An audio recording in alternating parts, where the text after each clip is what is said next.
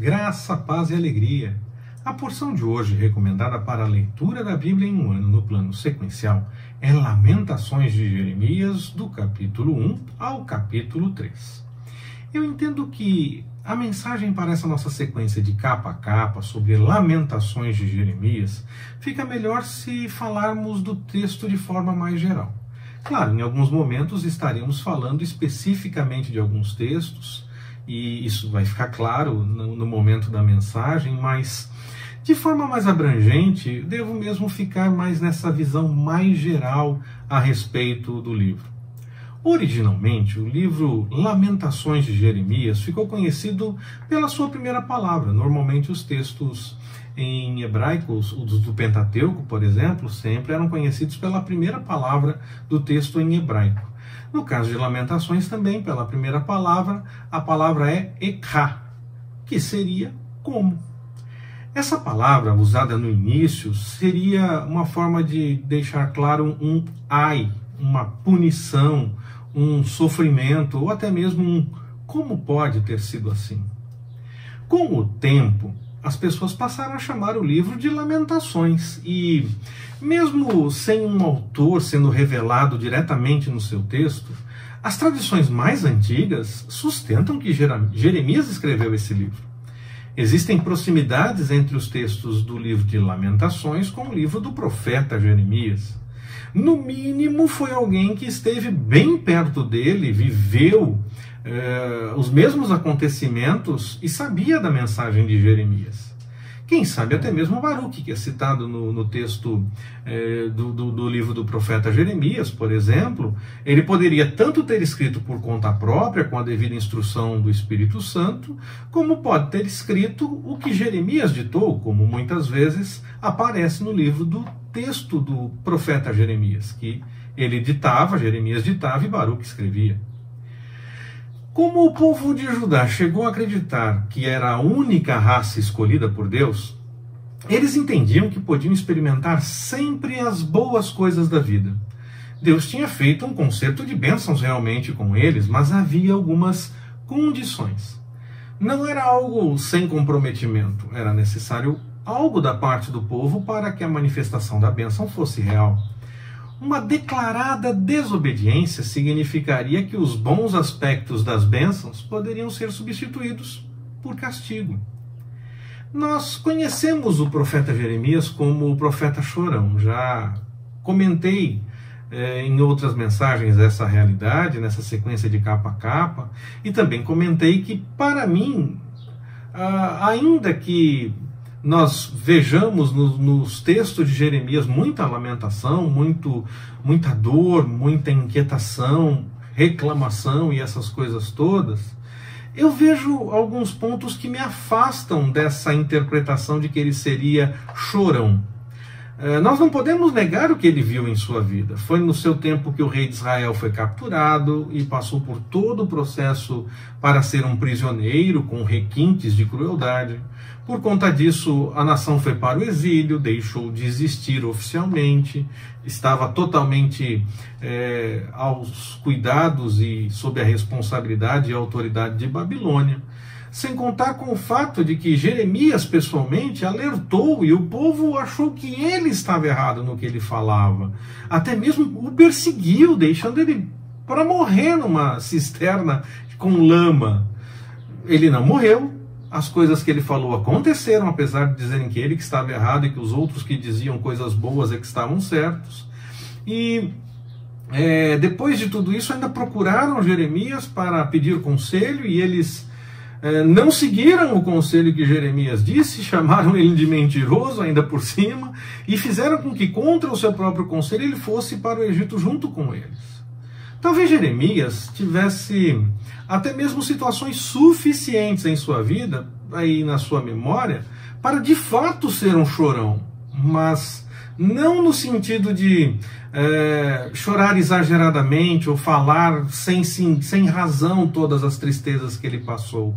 Eu entendo que isso sim seria... ele era um chorão, estava falando demais, estava reclamando demais, estava lamentando demais, se realmente fosse algo sem razão ou se ele estivesse exagerando nessa reclamação ou nessa crise toda. Mas no caso dele, havia sim muita razão para ele chorar de verdade, talvez ele tenha chorado até pouco. Então não era algo exagerado. E por isso, eu entendo diferente, eu não entendo que ele seria o profeta chorão. Até digo, Jeremias é o profeta chorão, porque ele é reconhecido dessa forma. Mas aí então eu vou explicar a forma como eu vejo. Eu não vejo dessa forma. E aí eu consigo notar, por conta disso, que no próprio texto de Lamentações, Jeremias deixa claro que todos nós somos chamados para ter esperança. Isso combina com um profeta chorão? Acreditar na possibilidade da esperança? Jeremias realmente tinha motivos para ser chorão, ele realmente tinha motivos para se lamentar, e eu acredito que ele fez dentro desses limites. Guardar isso é algo até mesmo ruim para a própria sanidade. Nós não devemos anular a realidade que nos cerca. Nós vivemos nela e devemos saber enfrentar cada uma das situações que acontecem. E deixar claro que está ruim não é errado. Nós já vimos isso desde o tempo da leitura do livro de Jó. O problema é quando nós nos entregamos ao que está ruim. Não tentamos fazer nada para mudar o quadro. Mesmo que nós tentemos, talvez possa ainda parecer que as portas estão fechadas, então nos entregamos. Não, pelo menos nós devemos nos cobrar por essa busca da vontade do Senhor, crendo que Ele está conosco mesmo no pior momento. E claro, lembrando que não baseamos isso em pensamento positivo e querer só falar das coisas boas, mas na certeza de que mesmo quando as coisas estão ruins, o Senhor continua agindo e vai continuar agindo sempre, trazendo na nossa lembrança as coisas que realmente podem nos dar essa esperança diante dos momentos mais complicados. Jeremias tinha sim muita coisa ruim em sua memória e até mesmo diante dos seus olhos. Mas no meio do livro de Lamentações, ele diz que quer trazer à sua memória aquilo que pode dar esperança. As dificuldades podem sim nos desanimar, podem ser reais. Não vamos negar ou fingir que nada está acontecendo.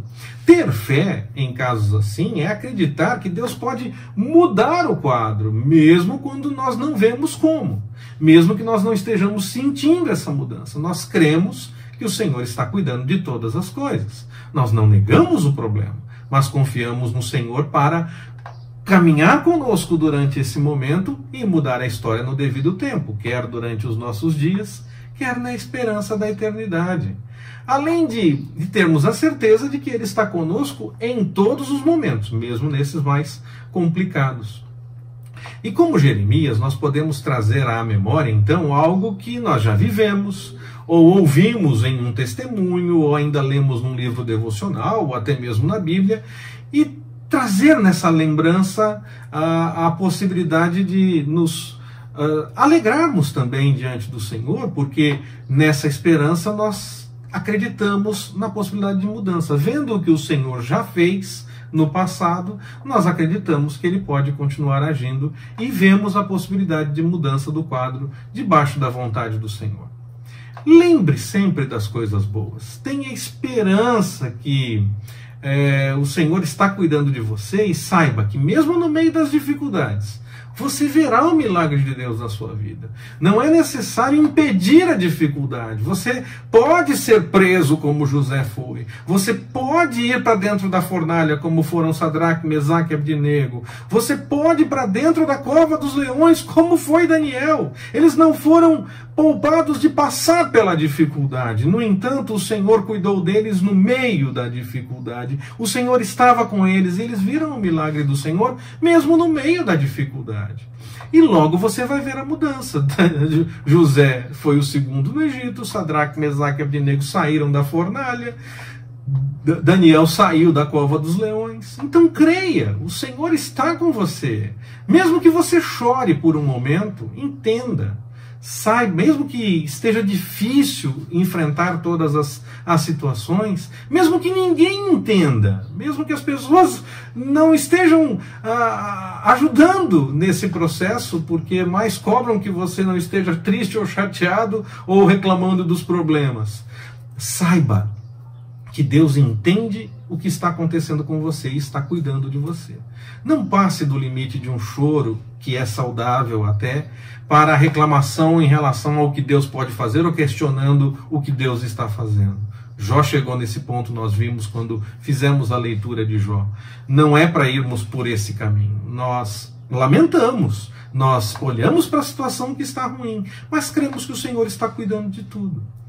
Confie nele e viva a sua vontade, a vontade do Senhor, mesmo no meio da dificuldade. E aguarde sempre pelo melhor da parte do Senhor em qualquer momento.